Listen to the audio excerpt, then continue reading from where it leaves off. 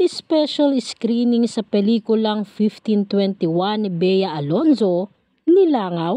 Usap-usapan ang chikang 4 lang daw ang nanood sa isang sinehan na nagpalabas ng special na screening sa pelikulang 1521, The Quest for Love and Freedom, na pinagbibidahan ng kapuso star na si Bea Alonzo na gumanap sa role na diwata. Sa ulat ng Pep Troika, isang impormanteng nanood mismo sa sinehan sa Amerika ang nagsabi sa kanila na 4 lamang daw sila sa sinehan nang manood sa nabanggit na pelikula ni Bea na naganap noong October 2 sa 200 na sinehan sa buong US. Isang screening lang daw ito na simultaneous na isinagawa sa buong Amerika, at sa Arizona raw ay may 2 sinehan. Sa kabilang banda, pinuri naman ng impormante ang kabuuan ng pelikula at ang aktingan ni Bea.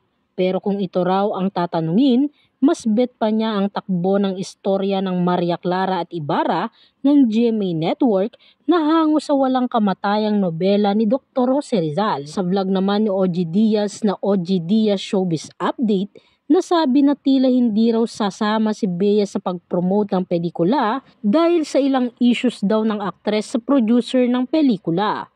Nagbigay naman ng kanyang panig ang movie producer hinggil sa issue.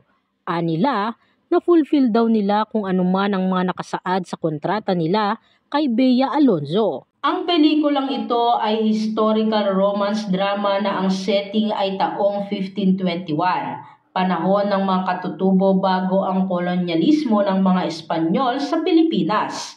Iikot ang istorya sa pag-iibigan ng karakter ni Bea na isang native princess sa translator ni Ferdinand Magellan ang nakatuklas ng Pilipinas. Ang naturang pelikula ay nasa wikang Ingles, bagay na pinuna ng mga netizen. Dahil sana raw, ginamit na lamang ang katutubong wika sa Pilipinas at naglagay na lamang ng subtitles.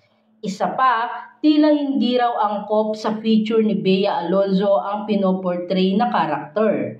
Wala raw question sa pag-arte ni Bea. Subalit lutang na lutang daw ang Caucasian feature ni Bea sa pelikula at tila hindi raw angkop sa tipikal na itsura ng mga katutubo noong pre-kolonyal. Narito nga ang ilang mga reaksyon at komento ng mga netizens. In the new world of subtitle films to capture the authenticity of the story, na-off ako sa English-speaking Filipinos. Bea Alonzo is undoubtedly one of the best dramatic actresses of her generation, but her mestizo looks are incongruous with her role, and she looks old to be a young princess here. Consequently, having English used by non-natives lessen the effectiveness of the story. I want to like this, but this doesn't look great. It looks something out of cultural presentation play.